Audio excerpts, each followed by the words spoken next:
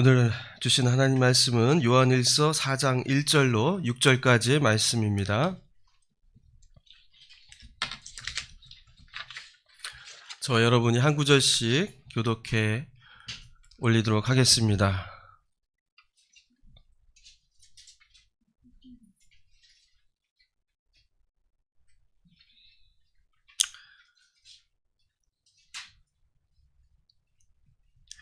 사랑하는 자들아, 영을 다 믿지 말고 오직 영들이 하나님께 속하였나 분별하라. 많은 거짓 선지자가 세상에 나왔습니다. 이로써 너희가 하나님의 영을 알지니 곧 예수 그리스도께서 육체로 오신 것을 시인하는 영마다 하나님께 속한 것이요, 예수를 시인하지 아니하는 영마다 하나님께 속한 것이 아니니 이것이 곧 적그리스도의 영이니라. 오리라 한 말을 너희가 들었거니와 지금 벌써 세상에 있느니라. 자녀들아, 너희는 하나님께 속하였고 또 그들을 이겼나니 이는 너희 안에 계십니다. 세상의 자녀가 크시리라. 그들은 세상에 속한 고로 세상에 속한 말을 하매 세상이 그들의 말을 듣느니라. 우리는 하나님께 속하였으니 하나님을 아는 자는 우리의 말을 듣고 하나님께 속하지 아니한 자는 우리의 말을 듣지 아니하나니 진리의 영과 미혹의 영을 비로소 아느니라. 아멘. 할렐루야. 네. 옆에 분들과 인사 나누시기 바랍니다. 주님의 평화를 빕니다.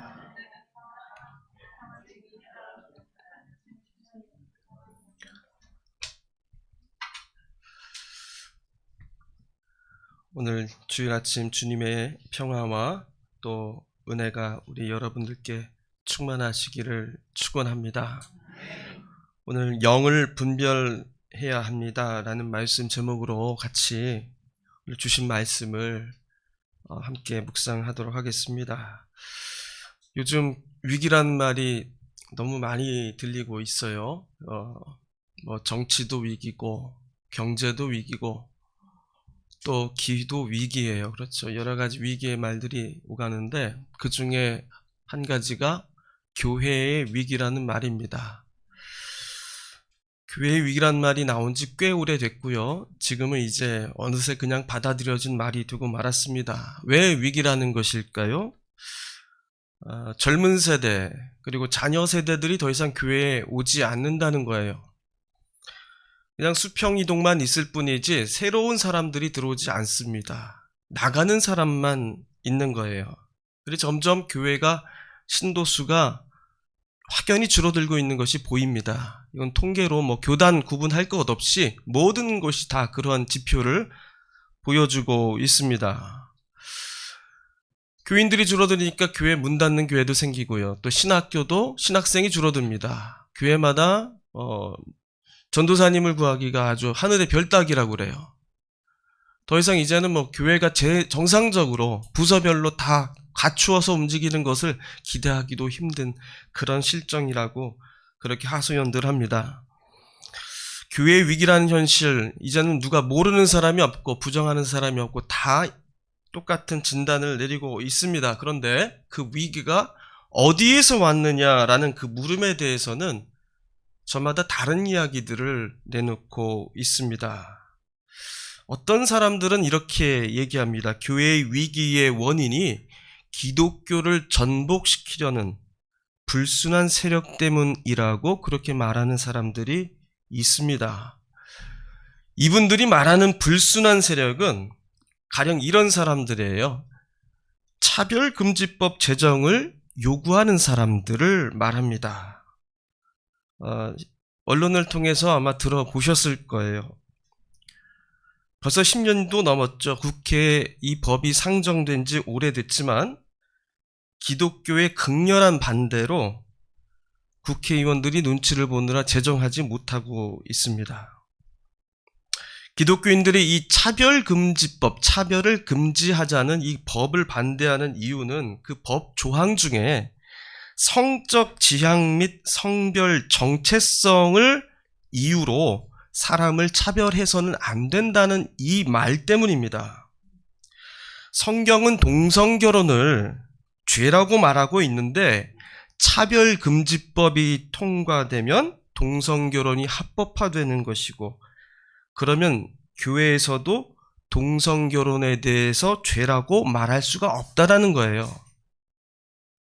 물론 뭐 더 긴 얘기가 있습니다만 간단히 요약하면 이런 주장들이 있습니다. 이런 건 사실 근거가 없이 주장되는 그런 말들이긴 합니다. 어떤 이유로도 사람을 차별해서는 안 된다라는 이런 지극히 상식적인 사회법의 기준이 평등과 보편적 사랑의 그 실천을 위해서 이 세상에 오신 예수 그리스도를 믿는다는 그런 기독교인들에 의해서 막혀있는 그런 아이러니한 상황들이 지금 교회에 벌어지고 있습니다. 또 그것만은 아닙니다. 기독교 교회의 위기를 이슬람이 기독교를 위협하고 있는 그 원인이라고 지목하는 사람들도 있습니다. 이슬람 종교인들이 먹는 음식을 가지고 할랄 식품이라고 그렇게 얘기를 하죠. 근데 전북 신안 지역에 할랄 식품 공장이 들어선다고 해서 기독교인들이 거기에서 아주 극렬하게 반대 운동을 벌인 일이 있었습니다. 할랄 식품이 들어오면은 기독교가 이슬람화가 된다라는 거예요. 5년 전을 아마 기억하실지 모르겠습니다. 예멘에 내전이 벌어져서 예멘 사람들이 난민으로 신청하여서 제주도에 입국한 일이 있었죠. 예멘 사람들을 난민으로 받아주어서는 절대 안 된다고 극렬히 반대했던 사람들이 기독교인들이었어요. 예멘 사람들은 무슬림이기 때문에 그들을 난민으로 받아주면은 한국이 무슬림 국가가 된다라는 것입니다. 또 한 가지 예를 들어보겠습니다. 기독교의 위기, 교회의 위기를 진화론주의자에 있다고 믿는 사람들도 있습니다. 성경이 말하는 진리는 창조론인데 학교에서는 진화론을 가르친다는 것이죠. 진화론을 학교에서 배우니까 아이들이 교회를 나오지 않는다는 거예요. 교회는 창조론을 가르치기 때문에 머릿속에서 혼란이 와서 더 이상 교회를 신뢰하지 않게 되었다라는 거예요. 아이들이 성경을 멀리하게 된, 신앙을 버리게 된 책임이 바로 진화론에 있다고 그렇게 묻는 사람들이 있습니다. 교회의 아이들과 젊은이들이 비어져 가는 이 현상을 두고서 바로 이런 학교에서 가르치는 이런 공교육의 문제를 제기하는 이런 분들도 지금 있습니다. 여러분 어떻게 생각하시는지 아마 생각이 각자 다르실 수 있겠습니다. 이분들이 생각하는 교회의 위기의 원인은 차별금지법 찬성 세력들이고 또 이슬람 세력이고 진화론을 가르치는 공교육이라고 그렇게 확고하게 믿고 있는 것 같습니다. 그런데 반대로 한번 물어보겠습니다.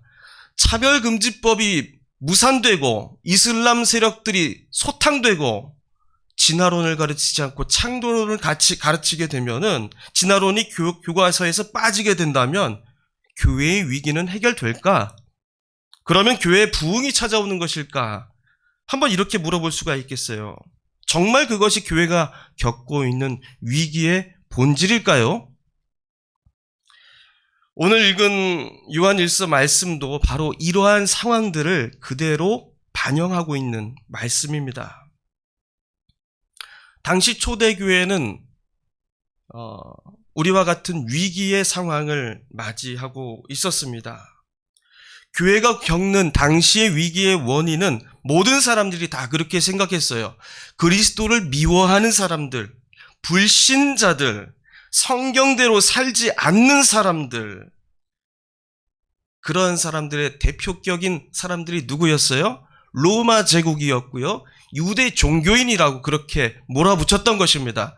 그들 때문에 자신들이 위기를 겪고 있고 자신들의 교회가 지금 이 도탄에 빠져 있다라고 그렇게 생각하고 믿었던 것이죠. 그런데 오늘 사도 요한이 오늘 말씀을 통해서 전하려는 메시지는 그와 정반대라는 것이에요. 성도가 겪는 신앙의 위기, 교회가 겪는 고난과 핍박, 이런 모든 것들은 예수를 믿지 않는 불신자들 때문이 아니라 또 교회를 위협하는 외부의 어떤 불순한 전복 세력이 있기 때문이 아니라는 거예요. 그건 보이는 현상에 불과하다는 것이죠. 오히려 무엇이 문제라는 것입니까? 내 영혼이 문제라는 거예요. 내 안에 있는 너의 영혼이 가장 큰 위기의 원인이라는 것입니다. 신앙의 위기, 교회의 위기가 도사리는 이유 다른 데서 찾지 말고 내 영혼의 상태를 점검하라고 그렇게 사도 요한은 말하는 것이에요. 문제는 내 주위에 있는 것, 나만 빼고 내 주위가 다 문제라서 내가 고통을 받고 내가 위험을 느끼고 있는 것이 아니라 나 자신을 지배하는 그 영의 문제가 있기 때문이라고 사도 요한은 우리에게 말씀해주고 있는 것입니다. 그래서 요한은 4장 1절에서 이렇게 말씀하고 있습니다. 함께 읽어보겠습니다. 사랑하는 자들아, 영을 다 믿지 말고 오직 영들이 하나님께 속하였나 분별하라. 많은 거짓 선지자가 세상에 나왔습니다. 아멘. 예.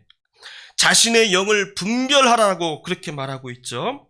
교회를 지배하고 있는 영이 무엇인지를 먼저 분별하라고 그렇게 말하고 있어요. 왜냐하면 거짓 영은 외부에만 있는 것이 아니라 바로 내 안에, 우리 교회 안에 도사리고 있기 때문이에요. 예수의 이름으로 병을 고치고 예수의 이름으로 예언을 하고 온갖 기적과 기사를 다 보여준다 하더라도 그것이 하나님에게서 난 영이 아닌 거짓 영이라고 한다면 그것은 바로 하나님에게 속하지 못한 교회의 진짜 중요한 위기가 된다는 것입니다. 그래서 성도와 교회는 항상 물어야 한다는 것이죠. 너희들이 지금 믿고 있는 그 영의 출처가 어디냐? 그것이 어디에서 나온 영이냐?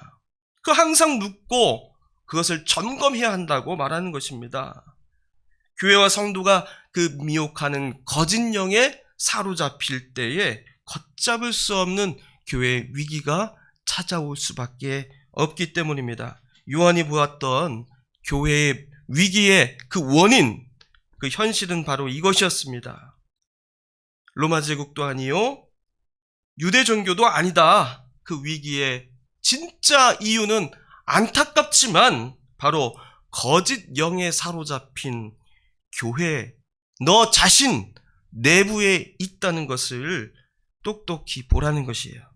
이 때문에 요한은 지금의 위기 상황 속에서 남을 탓하지 말고 그 문제 원인을 바깥으로 돌리려고 하지 말고 내 속의 문제를 쳐다봐야 한다고 간절하게 호소하고 있는 것입니다.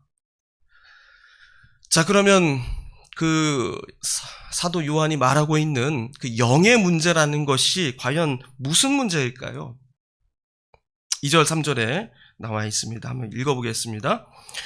이로써 너희가 하나님의 영을 알지니 곧 예수 그리스도께서 육체로 오신 것을 시인하는 영마다 하나님께 속한 것이요 예수를 시인하지 않은 영마다 하나님께 속한 것이 아니니 이것이 곧 적그리스도의 영이라. 자, 무슨 말씀입니까? 하나님의 영으로 사는 사람인지 그렇지 않은 사람인지를 구분하는 기준이 있다는 거죠. 그 기준이 뭐라고 나와 있어요? 정확하게 나와 있죠. 예수 그리스도께서 육신으로 오신 것을 시인하는 사람이에요. 그걸 시인하는 사람은 하나님의 영으로 사는 사람이라는 것입니다. 그런데 그걸 시인하지 않는 사람은 무시무시한 말이죠. 무슨 영이라고 그래요? 적그리스도의 영이라고 그렇게 말하고 있어요. 적그리스도. 많이 들어봤어요. 그죠? 적그리스도. 어디 전단지 나눠주면은 그 666 뭐 이렇게 하시는 분들이 있어요. 서울역 좀 지나가면 항상 그걸 전단지 나눠주는 분들이 있는데 그 적그리스도 시뻘건 그 그림으로 나오는 그 무서운 무시무시한 세력, 그 적그리스도가 다른 데 있는 게 아니라는 거예요. 바로 육신으로 오신 예수 그리스도를 시인하지 않으면 그건 정말로 무시무시한 적그리스도의 영이 된다라는 것입니다. 자, 그러면 생각 다시 한번 해봐요. 왜 육신으로 오신 예수님을 믿는 것이 그 영을 분별하는 것에 가장 중요한 기준이 된다는 것일까? 왜 그게 중요한 것일까? 사도 요한이 보았던 초대 교회의 가장 큰 영적 문제는 교회 안에 퍼진 영과 육의 이원론이요, 이분법적 논리였어요. 영육 이원론입니다. 영육 이원론이라는 게 뭐냐면 사람의 본질, 가장 중요한 본질은 영혼에 있다라는 거예요. 여기까지는 뭐 틀린 말 같지가 않아 보입니다. 자, 영혼이 선하고 가장 중요한 본질이라고 한다면 육신은 껍데기에 불과하다는 것이에요. 그리고 그것만이 아니라 악하다는 것입니다. 그래서 육신은 악이요, 영혼은 선이다. 이렇게 딱 잘라서 둘로 갈라놓는 것, 그것이 바로 영육이원론이에요. 그래서 우리가 구원받는 건 뭐가 구원받는 거예요? 영혼만 구원받는 거예요. 육신은 껍데기예요. 벗어버리고 험을 버리듯이 벗어버리고 영혼만 하늘나라로 올라가면 그게 구원이라고 믿는 겁니다. 기독교 신앙과 다를 바가 없어 보이지요. 나중에 우리가 함께 이런 신앙 교리를 가지고 이단의 문제를 가지고 함께 공부할 기회가 있을 겁니다. 이거는 기독교 신앙이 아닙니다. 이런 사람들이 믿는 영육 이원론으로 교회를 다니고 신앙을 믿었던 사람들은 예수님에 대한 왜곡된 생각을 가질 수밖에 없었어요. 예수님께서도 세상에 오신 것은 영으로 오신 것이지 육으로 오신 것이 아니라고 부정을 했어요. 왜? 하나님의 아들 신이신 예수가 어떻게 육신을 입고 올 수가 있겠느냐요. 어떻게 악한 그 몸을 입고 세상에 오실 수 있겠냐는 거예요. 그래서 아니라는 거죠. 그래서 십자가에서 죽으신 예수님은 그냥 껍데기인 육신만 죽으신 것이지 예수님은 십자가에서 죽으신 게 아니라고까지 그렇게 얘기합니다. 십자가에서 돌아가시지 않으셨으니까 부활하실 일도 없었던 거예요. 죽지 않으셨던 겁니다. 예수님의 죽음은 가짜 죽음이었다고 말하니 예수님의 부활도 부정하는 사람들이 나타나게 된 거예요. 예수님의 죽음과 부활을 부정하다 보니까 성도들의 믿음에도 문제가 생기죠. 우리도 예수님처럼 죽고 다시 몸이 부활하리라는 그 믿음도 같이 부정하게 된 것입니다. 그 부활의 믿음이 성도들 사이에서 흔들리니까 더 큰 삶의 문제가 닥쳐옵니다. 그들이 지금 로마로부터 고초를 받고 있어요. 순교자들이 생겨나고 있어요. 그런데 그들이 부활에 대한 신앙을 갖지 못하니 그들이 받는 고난을 견뎌낼 힘도 없어지게 된 것입니다. 세상 권세에 타협하는 사람들이 생겨나기 시작했어요. 그것을 부끄러워하지 않았다는 겁니다. 그것은 육신의 일이니 아무 상관이 없다라는 거예요. 내 영혼만 구원받으면 된다라는 그러한 잘못된 믿음을 가지게 되었다라는 것입니다.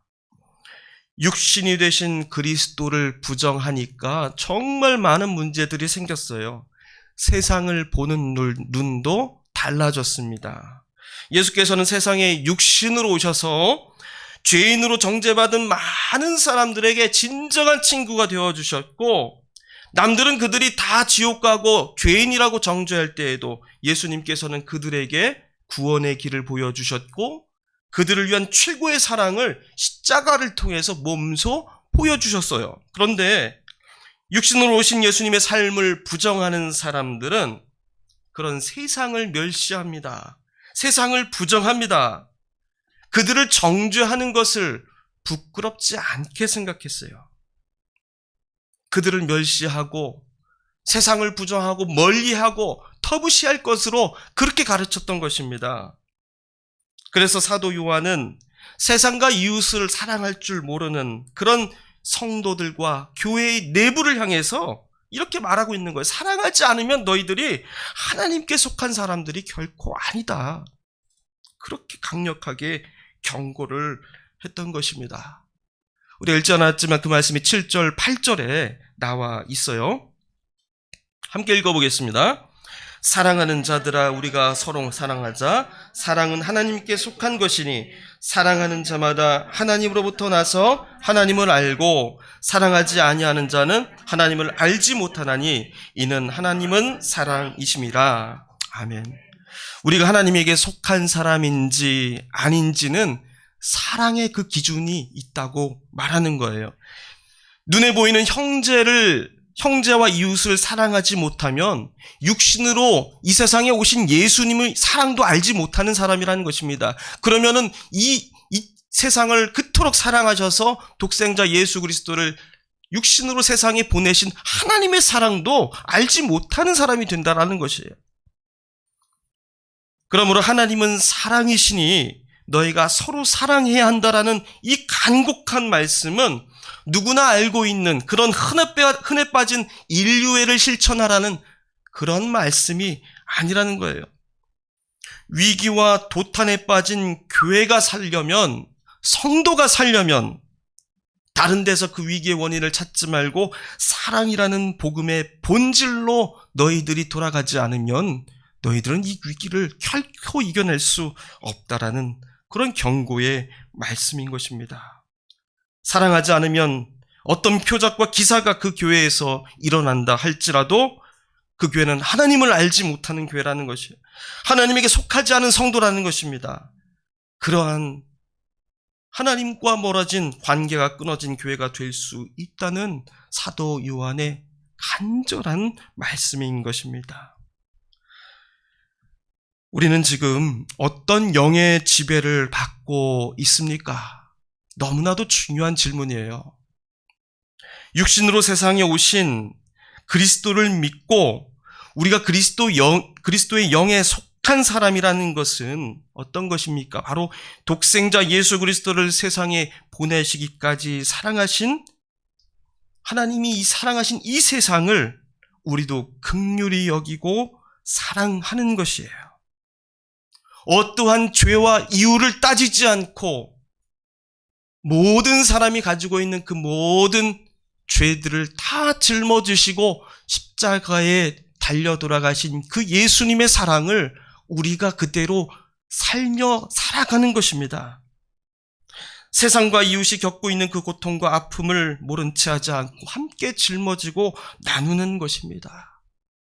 여러분, 이 사랑이라는 건 그 기독교에서 말하는 우리 그리스도 사랑의 종교 아닙니까? 그 사랑이라는 뜻은 바로 이런 거예요.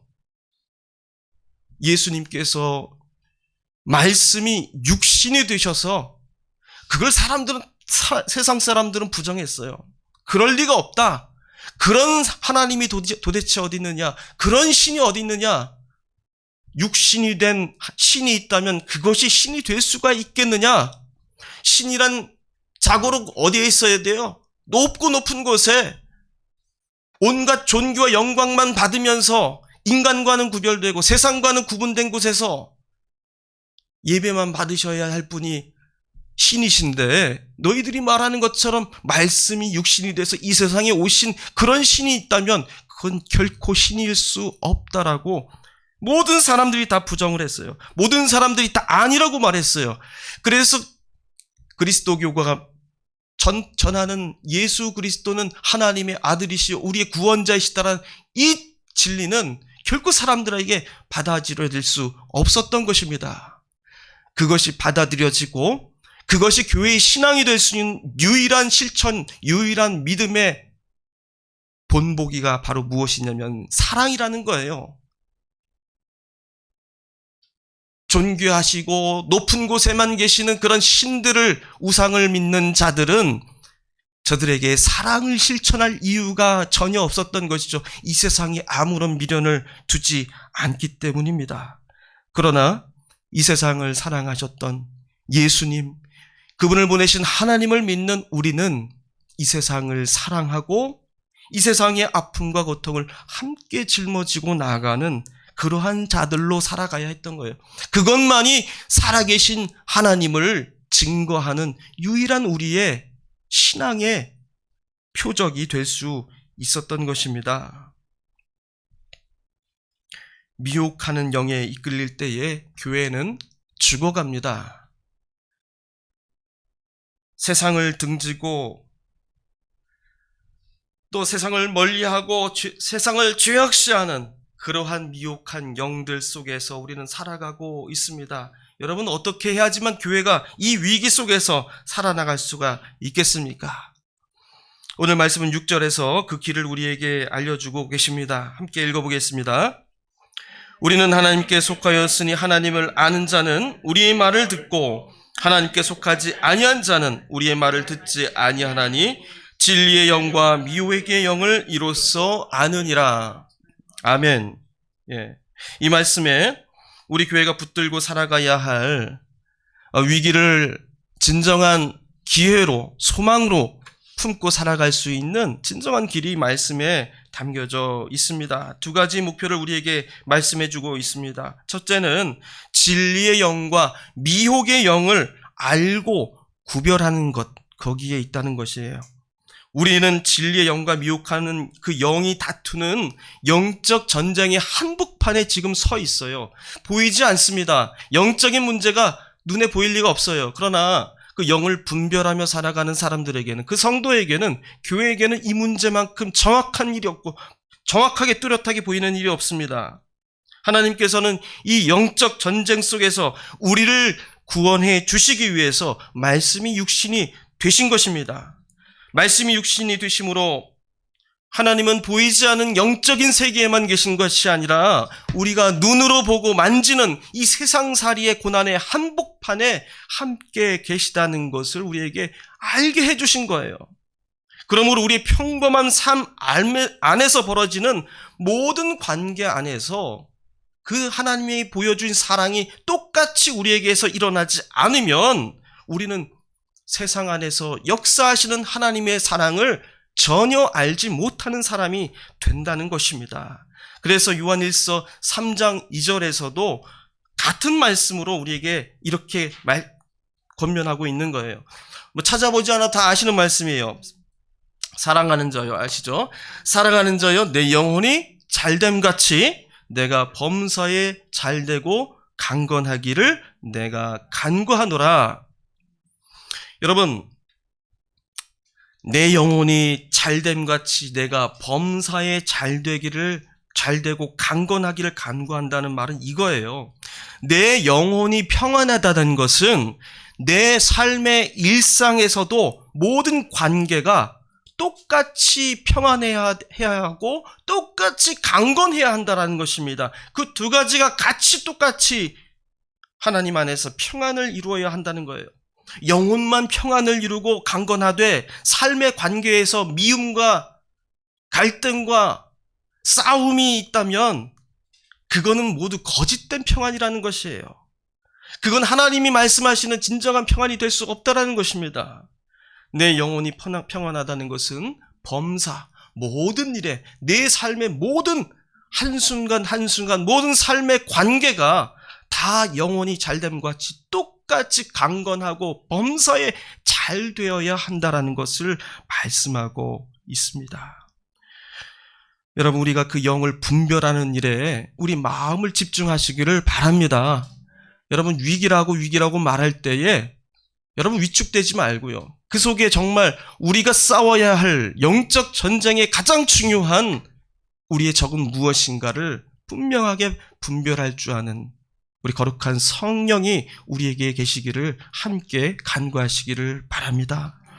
두 번째는 영을 분별하는 기준이 되는 하나님의 말씀을 정직하고 올바르게 듣고 배우는 것이 너무너무 중요하다는 것이에요. 6절 말씀을 다시 보시면요, 이렇게 되어 있습니다. 우리는 하나님께 속하였으니 누구를 아는 자는 하나님을 아는 자는 누구의 말을 듣고 우리의 말을 듣고 하나님께 속하지 아니한 자는 역시 우리의 말을 듣지 아니한다고 그렇게 말씀하고 있어요. 진리의 영과 미혹의 영 중에 누구를 따르느냐가 대단히 중요한 것이죠. 진리의 영을 알고 따르는 길은 어디에 있다는 겁니까? 바로 우리의 말을 듣는 것에 있다고 말하고 있는 거예요. 여기서 우리의 말이란 누구를 얘기하는 걸까요? 바로 교회의 가르침을 말하는 것입니다. 교회는 그리스도의 몸이에요. 그리스도의 몸은 말씀이 선포되는 교회를 통해서 드러나는 것입니다. 교회의 설교와 가르침은 진리의 영을 알게 하는 가장 권위 있고 가장 중요한, 하나님이 허락하신 가장 권위 있고 따라야 할 기준이 되는 것입니다. 그것만으로도 진리와 미혹의 영을 우리는 구별할 수 있기 때문이에요. 성령께서 세워주신 이 교회가 바로 그것의 기준이 될 수 있다는 것입니다. 여러분, 진리의 영과 미혹의 영을 구분할 수 있는 그 기준은 세상 다른 곳에 있지 않아요. 여러분들의 생각과 여러분들의 경험이 있지 않습니다. 내 고집에 있지 않아요. 내 생각과 주의 주장에 있지 않습니다. 그것은 오직 교회를 통해서만 주어지는 거예요. 그래서 우리가 말씀을 듣고 예배 나와서 하나님 말씀을 같이 배우고 듣고 기도해야 되는 이유가 여기 있는 것입니다. 누군가 그렇게 얘기해줘. 집에서 골방에서 같이 그냥 혼자 기도하면 되지. 나도 말씀 읽고 기도하면 되지. 여러분, 맞는 말인 것 같지만요. 그렇다면 하나님께서 우리에게 왜 교회를 세워주셨겠습니까? 교회는 바로 그런 말씀의 기준이 되는 것이고요. 성령이 역사하는 그리스도의 몸인 거예요. 그래서 우리가 교회에 나와서 말씀을 듣고 공부하고 그 말씀대로 함께 기도하는 것이 얼마나 중요한지 모릅니다. 여러분, 우리가 늘 어렵고 힘들다고 말하죠. 앞으로 길이 어떻게 펼쳐질지 우리가 알지 못해서 그렇습니다. 자, 그런데 분명한 것 한 가지는 있어요. 여러분, 우리가 겪고 있는 어려움의 근본 원인을 다른 데서 찾지 말자는 거예요. 그렇다면 그것을 이겨낼 수 있는 해답도 다른 데 있지 않다라는 것입니다. 우리의 영을 분별하고 진리의 영을 따르도록 우리가 말씀으로 단련되고 훈련되고 연단되는 것, 바로 거기에 우리가 하나님을 따르는 길이 있다라는 것입니다. 위기를 극복하는 소망이 있다라는 것입니다. 거기에 하나님께서 주시는 은혜가 있다라는 것입니다. 여러분, 내년부터 우리는 하나님의 말씀을 더욱 깊이 배우고 훈련하는 그런 기회를 가질 예정이에요. 말씀의 배움과 나눔을 교회의 일상과 우리의 삶 깊숙한 곳에서 하나씩 실천해 볼 생각입니다. 그런 삶이 우리의 삶의 일상이 되고 우리의 삶 속에서 하나님의 영을 분별할 수 있는 분명한 기준을 가지게 되는 그런 우리 거룩한 성도님이 될 수 있도록 내년에 우리 함께 노력할 것입니다. 여러분들 마음속에 그러한 목표를 하나씩 꼭 가지시기를 바랍니다. 대충 하던 대로 믿지 마시고요. 이제 우리가 변화되면 교회가 변화되는 것이고요. 그러면 하나님의 역사가 새롭게 시작되는 거예요. 다른 데서 구하지 말고 우리 마음속에 그 깊숙이 있는 그 마음의 영을 분별하는 데서부터 그 모든 변화를 시작해 나가시기를 바랍니다. 성경 통독도 괜찮고요. 성경 필사도 좋고요. 말씀 공부할 때 같이 참여하겠다는 그런 마음가짐도 좋으십니다. 매일같이 큐티와 묵상으로 함께 하겠다는 그 각오도 좋습니다. 무엇이 됐든지 우리가 지금까지 하나님과 좀 떨어져 있는 것을 불편해하지 않고 당연한 것으로 여겨왔다면 이제는 여러분 한 분 한 분이 12사도와 같이 하나님이 부르심 받은 귀한 제자임을 여러분들이 믿으시고 여러분들로부터 새로운 믿음의 결단을 주님 앞에 드리실 수 있기를 바랍니다. 그렇게 될 때에 우리는 위기 안에서 참된 소망을 볼 수가 있습니다. 시련 안에서 연단케 하시는 하나님의 은혜를 만끽할 수가 있는 것입니다. 오늘 요한일서를 통해서 주신 하나님의 간곡하신 우리를 향한 부탁이 우리 내년에 우리의 신앙의 좌표가 되어서 우리 교회가 새롭게 변화되는 은혜가 우리에게 충만하시기를 주님의 이름으로 축원합니다. 기도하겠습니다. 하나님 아버지, 세상에 악한 영, 미혹하는 영들이 예수 그리스도를 믿는 진리의 영을 따른 우리들에게 도전하고 우리를 위기 속에 몰아넣습니다. 하나님, 더욱 주님 의지하고 믿음의 연단 속에서 우리의 각오를 더욱 단단히 하여 그 악한 영들과 맞서 이길 수 있는 해림교회가 되게 하여 주시옵소서. 저마다 마음속에 구체적이고 정확한 결단과 행동으로 내년에는 새로운 믿음으로 주님 앞에 나아가 이 교회를 아름답게 세워나갈 수 있도록 주님 인도하여 주시옵소서. 이 모든 간구를 예수님의 이름으로 간절히 기도하옵나이다. 아멘.